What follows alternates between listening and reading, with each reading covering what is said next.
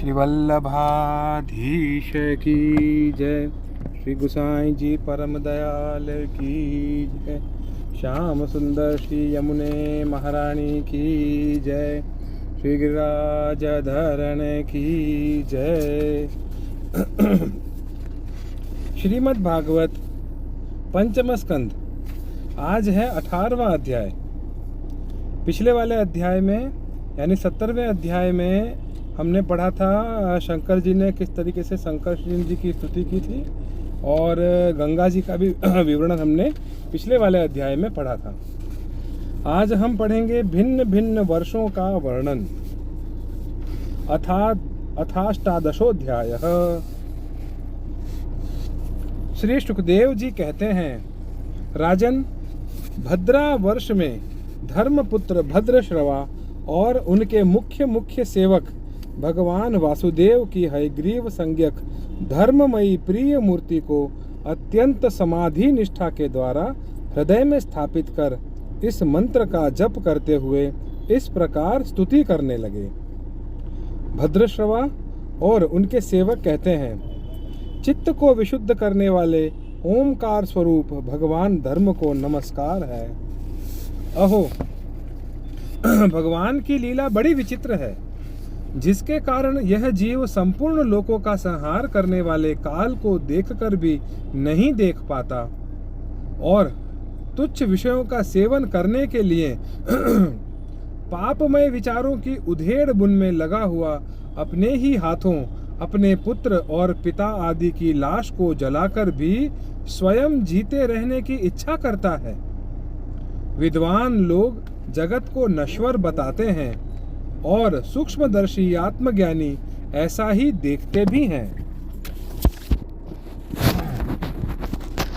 तो भी जन्म रहित प्रभु, आपकी माया से लोग मोहित हो जाते हैं। आप अनादि हैं तथा आपके कृत्य बड़े विस्मयजनक हैं। मैं आपको नमस्कार करता हूँ।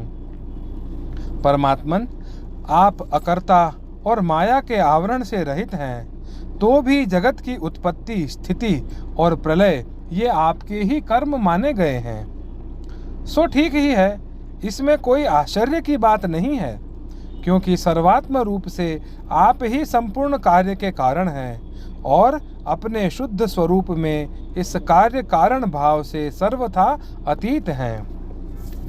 आपका विग्रह मनुष्य और घोड़े का संयुक्त रूप है। प्रलय काल में जब तमः प्रधान दैत्यगण वेदों को चुरा ले गए थे, तब ब्रह्मा जी के प्रार्थना करने पर आपने उन्हें रसातल से लाकर दिया। ऐसे अमोघ लीला करने वाले सत्य संकल्प आपको मैं नमस्कार करता हूँ। हरिवर्ष खंड में भगवान नरसिंह रूप से रहते हैं। उन्होंने यह रूप जिस कारण से धारण किया था, उसका आगे सप्तम स्कंद में वर्णन किया जाएगा। भगवान के उस प्रिय रूप की महाभागवत प्रहलाद जी उस वर्ष के अन्य पुरुषों के सहित निष्काम एवं अनन्य भक्ति से उपासना करते हैं। ये प्रहलाद जी महापुरोचित गुणों से संपन्न हैं तथा इन्होंने अपने शील और आचरण से दैत्य और दानवों के कुल को पवित्र कर दिया है।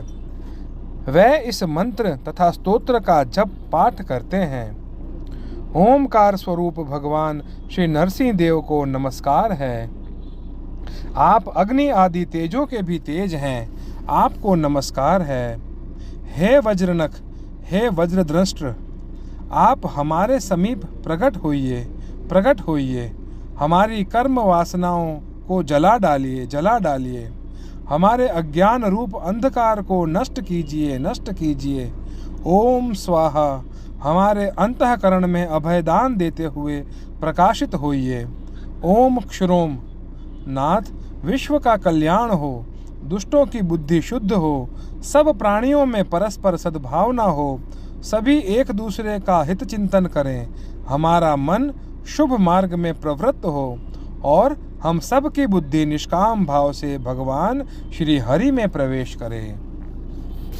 प्रभो, घर, स्त्री, पुत्र, धन और भाई बंधुओं में हमारी आसक्ति न हो। यदि हो तो केवल भगवान के प्रेमी भक्तों में ही हो।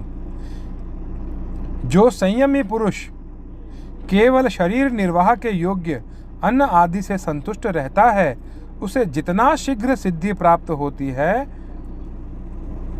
वैसी इंद्रिय लोलुप पुरुष को नहीं होती। उन भगवत भक्तों के संग से भगवान के तीर्थ तुल्य पवित्र चरित्र सुनने को मिलते हैं, जो उनकी असाधारण शक्ति एवं प्रभाव के सूचक होते हैं। उनका बार बार सेवन करने वालों के कानों के रास्ते से भगवान हृदय में प्रवेश कर जाते हैं और उनके सभी प्रकार के दैहिक और मानसिक मलों को नष्ट कर देते हैं। फिर भला उन भगवत भक्तों का संग कौन न करना चाहेगा? जिस पुरुष की भगवान में निष्काम भक्ति है, उसके हृदय में समस्त देवता धर्म ज्ञान आदि संपूर्ण सद्गुणों के सहित सदा निवास करते हैं। किंतु जो भगवान का भक्त नहीं है, उसमें महापुरुषों के वह गुण आ ही कहाँ से सकते हैं? वह तो तरह तरह के संकल्प करके निरंतर तुच्छ बाहरी विषयों की ओर दौड़ता ही रहता है। जैसे मछलियों को जल अत्यंत प्रिय उनके जीवन का आधार होता है, उसी प्रकार साक्षात श्री हरि ही समस्त देहधारियों के प्रियतम आत्मा हैं। उन्हें त्याग कर यदि कोई महत्वाभिमानी पुरुष घर में आसक्त रहता है, तो उस दशा में स्त्री पुरुषों का बड़प्पन केवल आयु को लेकर ही माना जाता है, गुण की दृष्टि से नहीं। अतः असुरगण, तुम तृष्णा, राग, विषाद, क्रोध, अभिमान, इच्छा, भय, दीनता और मानसिक संताप के मूल तथा जन्म मरण रूप संसार चक्र का वहन करने वाले ग्रह आदि को त्याग कर भगवान नरसिंह के निर्भय चरण कमलों का आश्रय लो।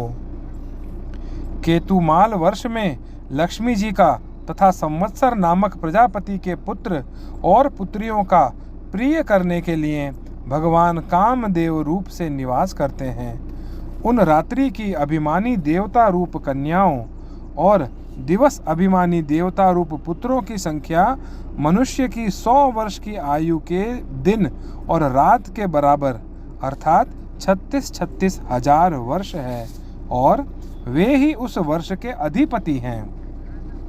वे कन्याएं परम पुरुष श्री नारायण के श्रेष्ठ अस्त्र सुदर्शन चक्र के तेज से डर जाती हैं। इसलिए प्रत्येक वर्ष के अंत में उनके गर्भ नष्ट होकर गिर जाते हैं। भगवान अपने सुललित गति विलास से सुशोभित मधुर मधुर मंद मुस्कान से मनोहर लीलापूर्ण चारु चितवन से कुछ उजके हुए सुंदर भ्रूमंडल की छबीली छटा के द्वारा वंदनारविंद का राशि राशि सौंदर्य उड़ेल कर सौंदर्य देवी लक्ष्मी को अत्यंत आनंदित करते और स्वयं भी आनंदित होते रहते हैं।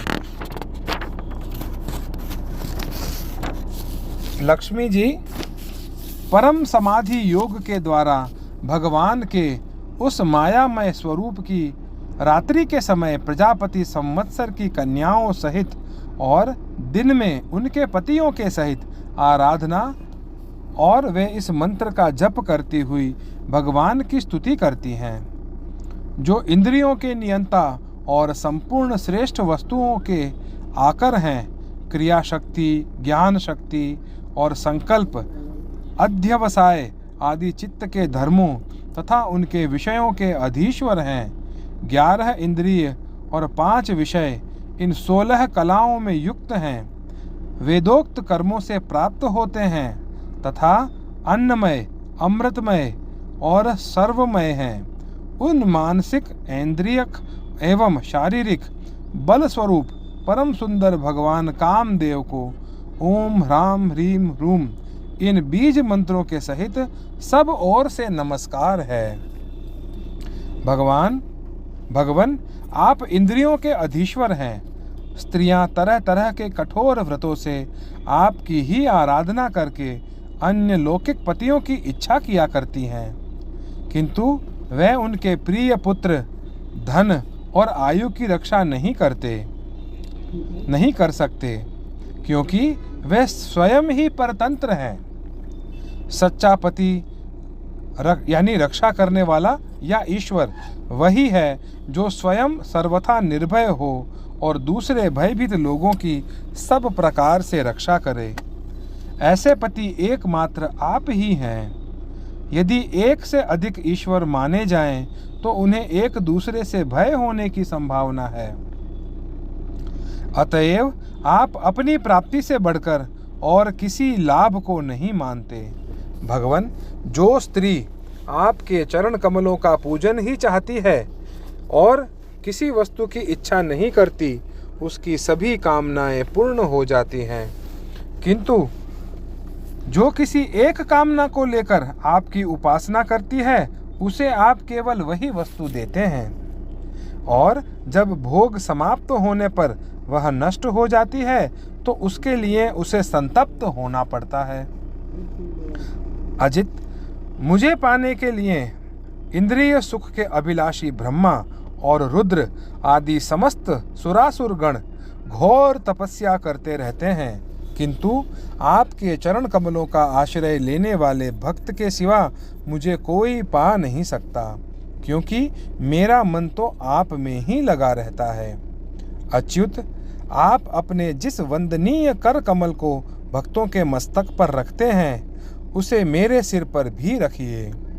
वरेण्य, आप मुझे केवल श्री लांछन रूप से अपने वक्षः स्थल में ही धारण करते हैं। सो आप सर्वसमर्थ हैं। आप अपनी माया से जो लीलाएं करते हैं, उनका रहस्य कौन जान सकता है।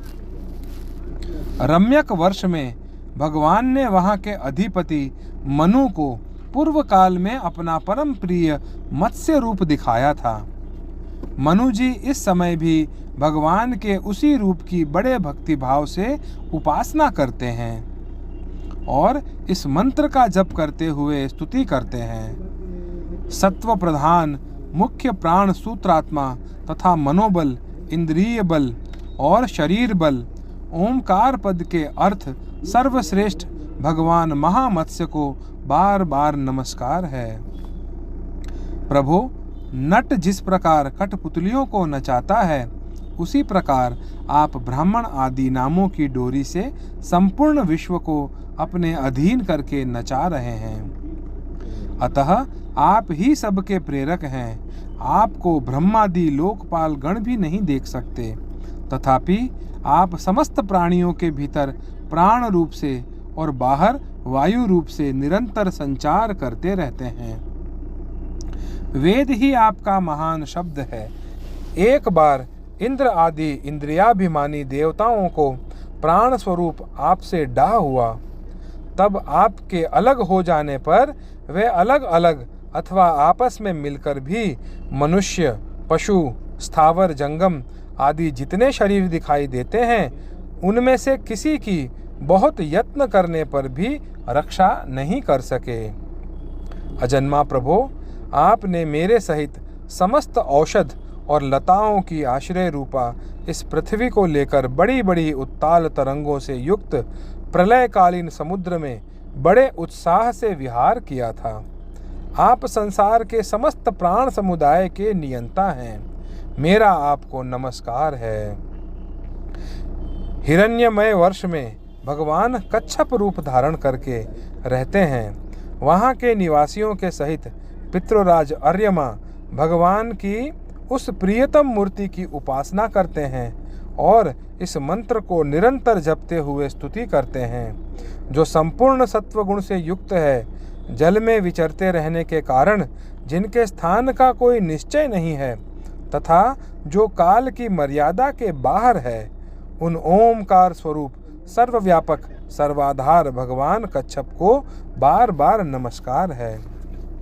भगवान, अनेक रूपों में प्रतीत होने वाला यह दृश्य प्रपंच यद्यपि मिथ्या ही निश्चय होता है, इसलिए इसकी वस्तुतः कोई संख्या नहीं है, तथापि यह माया से प्रकाशित होने वाला आपका ही रूप है।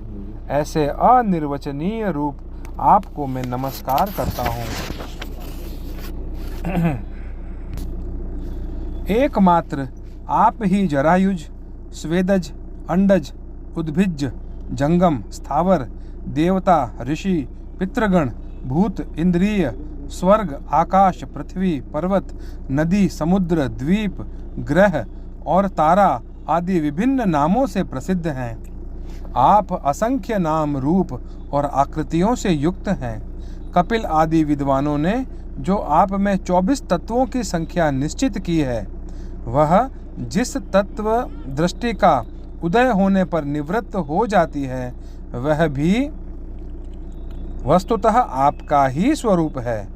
ऐसे सांख्य सिद्धांत स्वरूप आपको मेरा नमस्कार है। उत्तर कुरु वर्ष में भगवान यज्ञ पुरुष वराह मूर्ति धारण करके विराजमान हैं। वहाँ के निवासियों के सहित साक्षात पृथ्वी देवी उनकी अविचल भक्ति भाव से उपासना करती है और इस परमोत्कृष्ट मंत्र का जप करती हुई स्तुति करती हैं, जिनका तत्व मंत्रों से जाना जाता है, जो यज्ञ और क्रतु रूप है तथा बड़े बड़े यज्ञ जिनके अंग हैं, उन ओमकार स्वरूप शुक्ल कर्ममय त्रियुग मूर्ति पुरुषोत्तम भगवान वराह को बार बार नमस्कार है। ऋत्विजगण जिस प्रकार अरणि रूप काष्ठ खंडों में छिपी हुई अग्नि को मंथन द्वारा प्रकट करते हैं, उसी प्रकार कर्मासक्ति एवं कर्म फल की कामना से छिपे हुए जिनके रूप को देखने की इच्छा से परम प्रवीण पंडित जन अपने विवेक युक्त मन रूप मंथन काष्ठ से शरीर एवं इंद्रिय आदि को बिलो डालते हैं। इस प्रकार मंथन करने पर अपने स्वरूप को प्रकट करने वाले आपको नमस्कार है।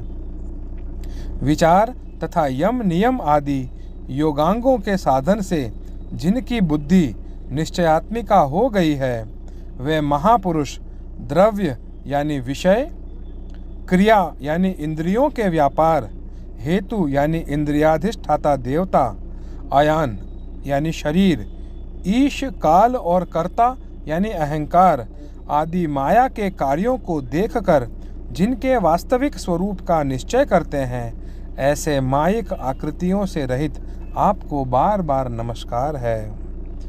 जिस प्रकार लोहा जड़ होने पर भी चुंबक की सन्निधि मात्र से चलने फिरने लगता है, उसी प्रकार जिन सर्व साक्षी की इच्छा मात्र से, जो अपने लिए नहीं बल्कि समस्त प्राणियों के लिए होती है, प्रकृति अपने गुणों के द्वारा जगत की उत्पत्ति, स्थिति और प्रलय करती रहती है, ऐसे संपूर्ण गुणों एवं कर्मों के साक्षी आपको नमस्कार है। आप जगत के कारणभूत आदि सूकर हैं। जिस प्रकार एक हाथी दूसरे हाथी को पछाड़ देता है, उसी प्रकार गजराज के समान क्रीड़ा करते हुए आप युद्ध में अपने प्रतिद्वंदी हिरण्याक्ष दैत्य को दलित करके मुझे अपनी दाढ़ों की नोक पर रखकर रसातल से प्रलय पयोधि के बाहर निकले थे। मैं आप सर्वशक्तिमान प्रभु को बार बार नमस्कार करती हूँ।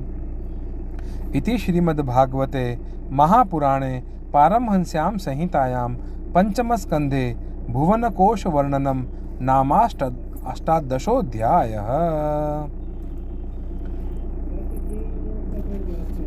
अगला अध्याय है 19वें अध्याय में हम पढ़ेंगे किम पुरुष और भारतवर्ष का वर्णन। श्री वल्लभाधीश की जय।